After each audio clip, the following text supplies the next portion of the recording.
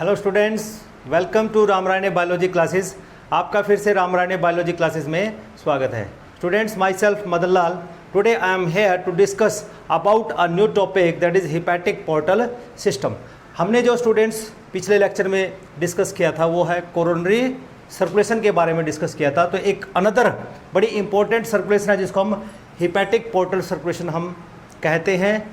आज इसके बारे में हम डिस्कस करते हैं। चलिए शुरू करते हैं। First of all we should know what is hepatic portal is, कि हिपैटिक पोर्टल सिस्टम है क्या और हमारी बॉडी के अंदर ऐसे कितने पोर्टल सिस्टम हैं उसकी जानकारी लेना बहुत ज़रूरी है। चलिए देखिए कि जो ब्लड एंटर करता है लीवर के अंदर, कि हम लीवर की बात करते हैं, लीवर के अंदर ब्लड दो सोर्सेज से एंटर करता है। पहला सोर्स है कि जो हिपैटिक आर्टरी होती है, मीन्स हिपैटिक आर्टरी का जो हिपैटिक मीन्स लीवर के अंदर आर्टरी ब्लड सप्लाई करती है, ऑक्सीजनेटेड ब्लड सप्लाई करेगी, ठीक है ना, फ्रॉम एब्डोमिनल एरोटा से, कि जो एब्डोमिनल एरोटा है उससे जो ब्लड है वो सप्लाई होता है टू द लीवर। फिर दूसरा हमारे पास सप्लाई है हिपैटिक पोर्टल वेन होती है जो क्या कैरी करती है, deoxygenated blood from the digestive organs. तो इसका मतलब क्या हुआ कि जो लीवर है उसके पास दो सोर्सेज से ब्लड आ रहा है। एक तो जो हमारे पास एब्डोमिनल एरोटा है उससे लीवर के पास ब्लड आता है जो ऑक्सीजनेटेड होता है। दूसरा ब्लड जो होता है जो डाइजेस्टिव ऑर्गन्स हैं जिससे जो डीऑक्सीजनेटेड ब्लड है वो हिपैटिक पोर्टल वेन के थ्रू लीवर में पहुंचता है। तो दो सोर्सेज यहाँ पर हमारे पास हो जाते हैं। तो अब बात आते हैं कि what is hepatic portal circulation is. तो आपको यहाँ से अंदाज़ा हो ही जाता है कि अगर हम डीऑक्सीजनेटेड ब्लड की बात करते हैं it should go to the heart, ये सीधा हार्ट के पास जाना चाहिए। लेकिन यहाँ पे आप देख पा रहे हैं कि जो डीऑक्सीजनेटेड ब्लड है वो लीवर के पास जा रहा है। किसके पास जा रहा है? लीवर के पास जा रहा है before reaching to the heart. उसके बाद वो हार्ट में जा रहा है। इसका मतलब क्या हुआ कि the flow of deoxygenated blood from the digestive organs to the liver before returning to the heart, कि हार्ट में रिटर्न होने से पहले वो लीवर में जाता है, ठीक है ना। इसी को हम क्या कहते हैं? हिपैटिक पोर्टल सर्कुलेशन, हम इसको यहाँ पर कह देते हैं।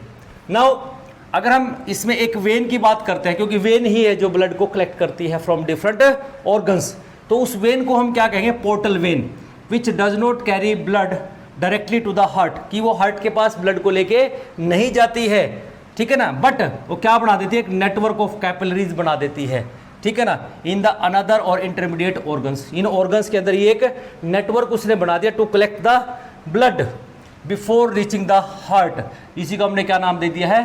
पोर्टल वेन, हमने इसको नाम दे दिया है। फिर जो पोर्टल वेन है, पोर्टल वेन एंड द जो स्मॉलर वेन्स होती हैं वो यूनाइट करके और एक नेटवर्क बनाती हैं जिसको हम बोलते हैं पोर्टल सिस्टम।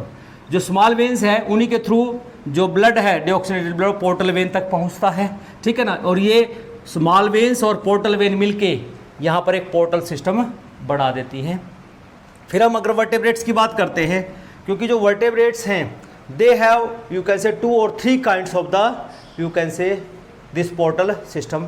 एक हमारे पास देखते हैं कि वर्टेब्रेट्स के अंदर हिपैटिक पोर्टल सिस्टम होता है, दूसरा हाइपोफाइजल पोर्टल सिस्टम होता है और तीसरा रीनल पोर्टल सिस्टम होता है। Now today we are here to discuss only one kind of portal system that is hepatic portal system, हम यहाँ पर डिस्कस करेंगे।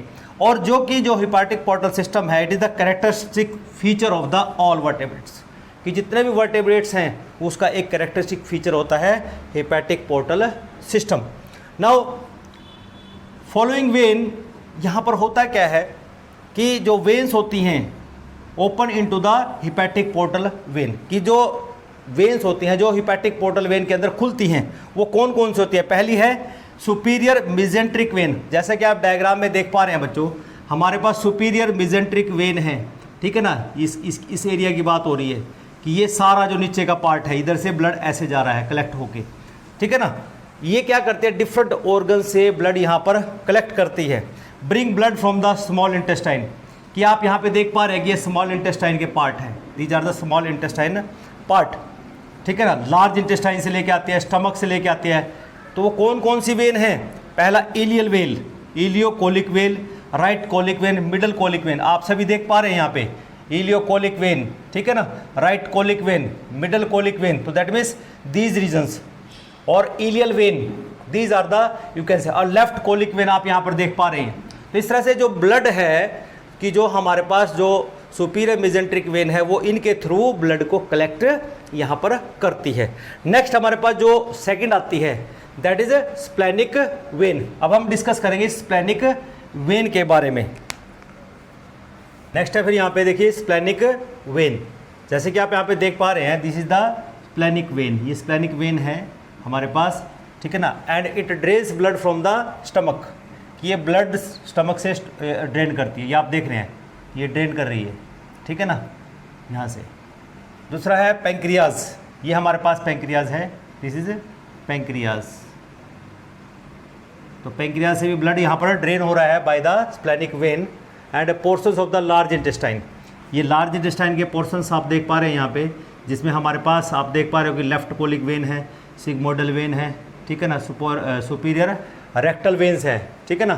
थ्रू देखिए लेफ्ट गैस्ट्रो एपिपोलोइक, यहाँ पे देख पा रहे हैं आप लेफ्ट गैस्ट्रिक एपिप्लोइक वेन इसके through. And pancreatic and inferior mesenteric when, जो इन्फीरियर मेजेंट्रिक वेन है मीन्स ये वाली वेन है, इसके थ्रू यहाँ पर ब्लड पहुँच रहा है। Okay, now the inferior mesenteric when brings blood from the portions of left large intestine through the superior rectal, sigmoidal, left colic and left colic veins. You can able to see in the diagram. Now next हमारे पास जो vein होगी which open into the hepatic portal vein, that is the left and the right gastric vein, कि जो left और right gastric when है वो इसमें open होती है और ये डायरेक्टली ओपन होती है into the hepatic portal when that bring blood from the stomach. कि आप देख रहे हैं कि स्टमक से ब्लड को लेके आ रही हैं left gastric when, okay, and right gastric when, ये ब्लड को इसमें हिपैटिक पोर्टल वेन में लेके आ रही हैं। उसके बाद सिस्टिक वेन, ये भी क्या है डायरेक्टली आप यहाँ से देख पा रहे हैं दिस इज गोल ब्लैडर से ये सिस्टिक वेन निकलती है, ये भी डायरेक्टली हिपैटिक पोर्टल वेन में खुलती है जाके, जो ब्लड को ड्रेन करती है from the you can say gall bladder. तो this is about the you can say hepatic portal circulation, कि ब्लड जो है वो डिफरेंट ऑर्गन्स से रिसीव होके सबसे पहले लीवर को जाता है। अब क्वेश्चन यहाँ पर ये होता है बच्चों कि व्हाई दिस इज़ हैपनिंग, कि ऐसा क्यों हो रहा है, इसकी क्या ज़रूरत है। तो दैट मीन्स कि जो हिपैटिक पोर्टल सिस्टम है इसकी इम्पोर्टेंस क्या रहेगी, ये बड़ा इंपॉर्टेंट सवाल है। देखिए बच्चों कि अल्टीमेटली जब ब्लड यहाँ पर पहुँच गया है हिपैटिक पोर्टल वेन में आ गया है, तो यहाँ से ये open directly into the hepatic portal when, ठीक है ना। Ultimately blood leaves the liver through the hepatic portal vein which open into the inferior vena cava, कि जैसे आपने यहाँ देखा ये इन्फीरियर वेना कावा में चला जाएगा। लेकिन इसकी इंपॉर्टेंस क्या है, पहला इंपॉर्टेंस देखिए, the blood coming from the alimentary canal contains, कि जो ब्लड हमारा आ रहा है एलिमेंट्री कैनाल से, अब उसके अंदर आपको पता है कि जो एलिमेंट्री कैनाल है वहाँ पर डाइजेशन होता है और डिफरेंट वहाँ पर न्यूट्रिएंट्स अवेलेबल हैं, तो वो उस ब्लड के अंदर होगी, जैसे ग्लूकोज होगा और अमाइनो एसिड होगा। तो सबसे पहले वो लीवर के पास इसलिए गया क्योंकि लीवर क्या काम करता है, अगर हमारे पास ग्लूकोज की मात्रा ज़्यादा है तो वो ग्लूकोज कन्वर्ट हो जाएगा किसमें, ग्लाइकोजन में, लीवर के अंदर ही, और वहीं पर ये लीवर के अंदर स्टोर भी हो जाता है। एक तो काम ये होता है। दूसरा, जब हमारी बॉडी को एनर्जी की ज़रूरत पड़ती है या एनर्जी की डेफिशिएंसी हमारी बॉडी के अंदर हो जाती है, तो ये जो ग्लाइकोजन स्टोर है हमारे लीवर के अंदर, ये अगेन यहाँ पर ग्लाइकोजन टूटता है किसमें, ग्लूकोज में, मीन्स यहाँ पे ग्लाइकोजिनोलिसिस हो जाएगी, मीन्स ग्लाइकोजन टूट जाएगा किसमें, ग्लूकोज में।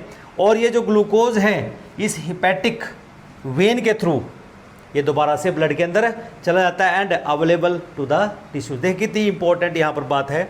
नाउ दूसरा यहाँ पर जो इंपॉर्टेंट फंक्शन है हिपैटिक पोर्टल सिस्टम का, कि नाइट्रोजनस वेस्ट, क्योंकि हम अमाइनो एसिड्स खाते हैं और अमाइनो एसिड्स में जब हम डाइजेशन करते हैं या जब इनका ब्रेकडाउन होता है तो हमारी बॉडी में नाइट्रोजनस वेस्ट बनते हैं, मीन्स नाइट्रोजन कंटेनिंग कंपाउंड्स बनते हैं, अमोनिया, ठीक है ना, अमोनिया यहाँ पर बनता है।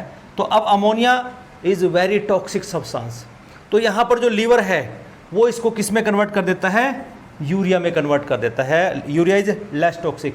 अब ये जो यूरिया है इसको किडनीज हमारी बॉडी से यूरिनरी सिस्टम के थ्रू बाहर बॉडी से रिलीज़ कर देती हैं, ठीक है ना। इसका मतलब क्या हुआ कि जो लीवर है, ठीक है ना, वो वहाँ पर डिटॉक्सिफिकेशन का काम कर रहा है। किसका? जो नाइट्रोजन कंटेनिंग कंपाउंड्स होती हैं। तो this is because of the hepatic portal system. Now last, liver produces some blood proteins, और जो लीवर है वो कुछ ब्लड प्रोटीन्स भी सीक्रेट करता है which is required in our body.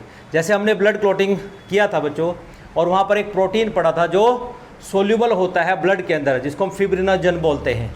तो that fibrinogen is synthesised in the liver and through this you can say portal system it reaches into the blood. तो इसलिए इस हिपैटिक पोर्टल सिस्टम की ज़रूरत यहाँ पर पड़ती है।